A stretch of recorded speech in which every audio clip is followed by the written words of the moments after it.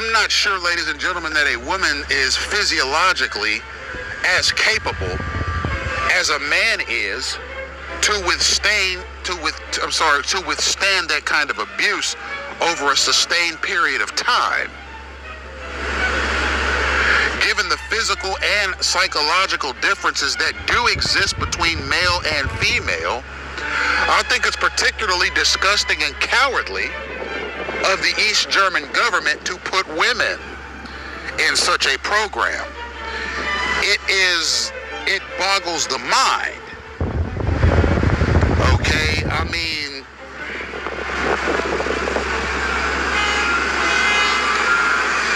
do you want to put a woman in a targeted campaign that's meant to destroy her life from the inside out? Because of something her father did?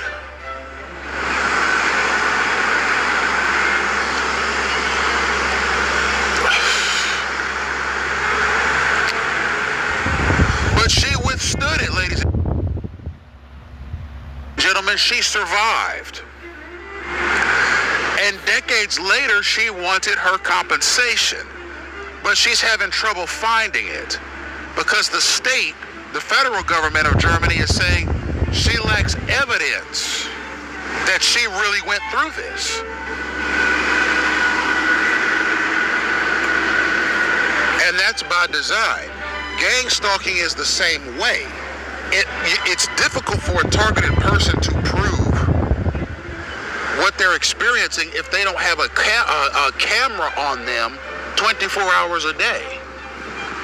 Then you can start pointing out the signaling mechanisms and the disruption mechanisms and the various acts of disgusting thuggery that a targeted individual has to endure on a daily basis.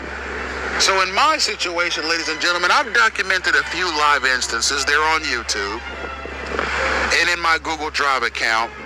But I prefer to talk about it because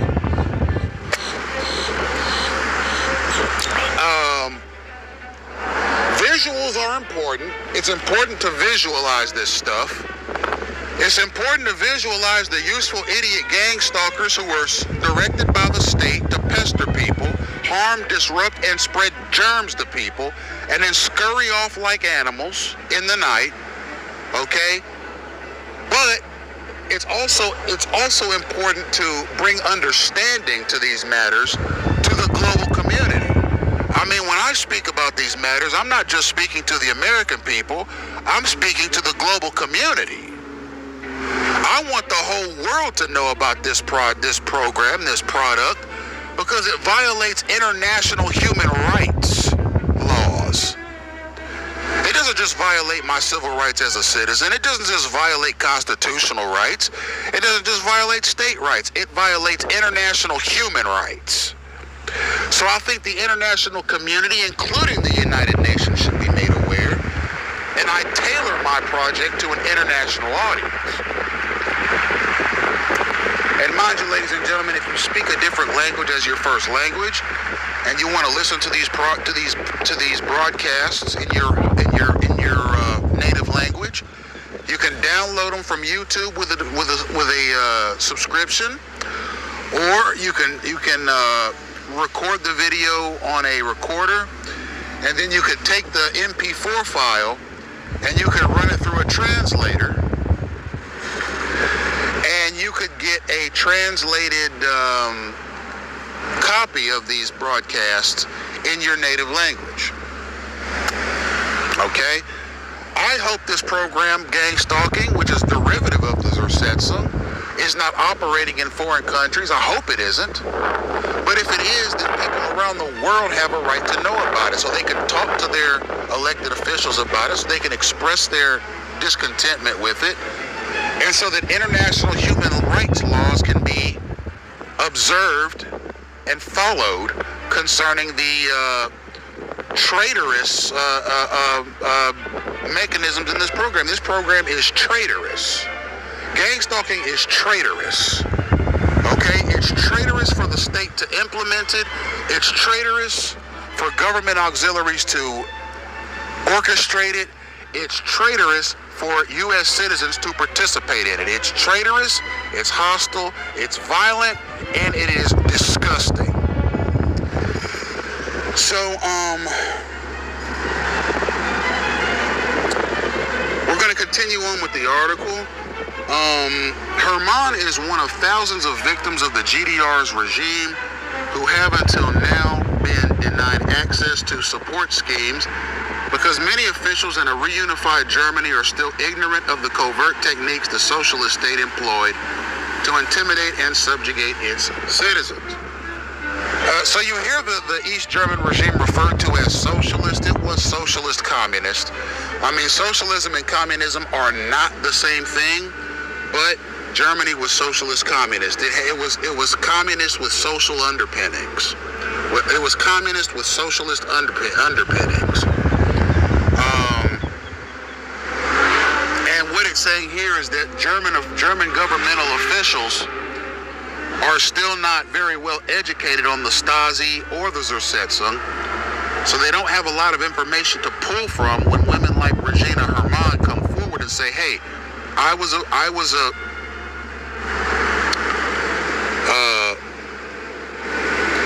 victim. I was a victim of Zersetzung, and I want compensation." The federal government of Germany, particularly at the time of this article being printed, did not have a lot of information about Zersetzung.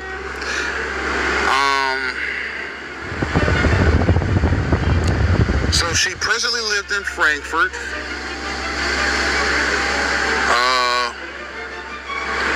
One official said that she should move back east to East Germany because the program was run in East Germany and they would be more sympathetic to her cause. She was trying to get compensation in West Germany for crimes against her sovereignty by the East German Stasi, its Zersetzung program, and the government of West Germany is saying, or rather, the federal government, the federal auxiliaries of West Germany are telling her, go to East Germany and file your complaint there. They may be able to do more for you because they have more information on the Stasi Zersetzung than West Germany has. So at the time of this article, this woman is 72 years of age. No doubt still plagued by the horrors that she has been put through. Okay, from 1970 to 1990, probably still suffering physiologically from the horrors that she went through. And she worked as a receptionist at the time of this program, which is a disgrace that a person who was a target in a Zersetzung program and had to endure that at the age of 72 is still working. She should be allowed to retire at this point, not just from a Social Security standpoint, but she should be getting monthly checks from the government because of what she went through. This woman should not still be working at 72, but she has to work as a receptionist at 72 years old, and she's only making 1,073 euros a month. That's the equivalent to 923 British pounds per month, which is the equivalent in the U.S. to about $1,500 a month. Okay, so she lives on meager earnings at 72 years old, having been put through that hell from the time she was a child to her middle-aged years. Okay? Through her middle-aged years, past her middle-aged years. Okay, she was a target into her 60s. And now she's getting by check to check, and she can't get her compensation for having been put through that by the East German government.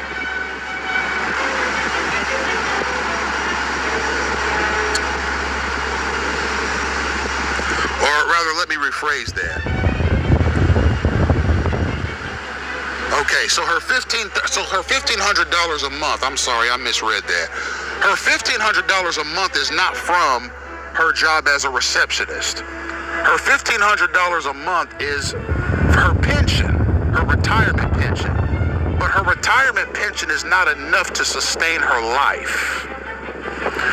So in addition to her $1,500 retirement pension, she has to work as a receptionist to supplement that $1,500 a month at 72 years of age.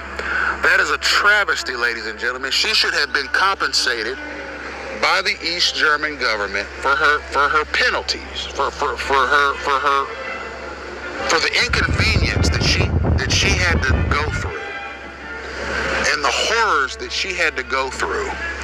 She should be able to retire comfortably with a settlement from the German government. She's entitled to that.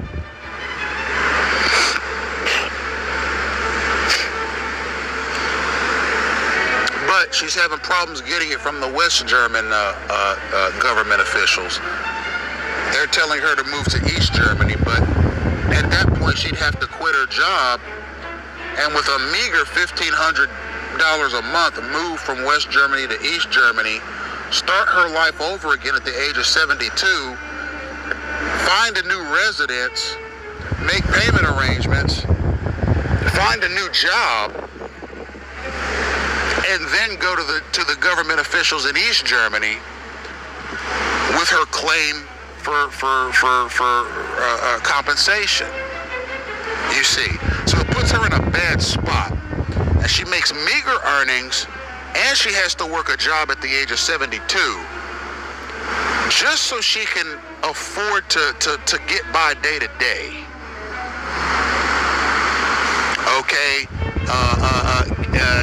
Especially, and this is horrible, especially given the horrible life that she's had since the age of 14.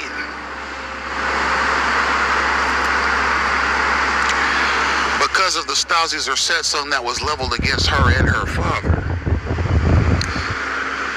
So it says it was only after the fall of the Berlin Wall in 1989 that Regina Hermann found in the Stasi archives documents in which the German Democratic Republic's secret police instructed 5 unofficial collaborators to target her in bars and nightclubs.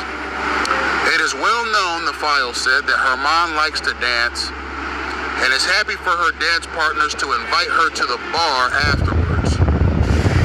So this woman found official documents that mentioned her specifically. Okay, documents that were kept by the Zersetzung, or by the Stasi. And these documents should be able to serve as evidence that she was targeted.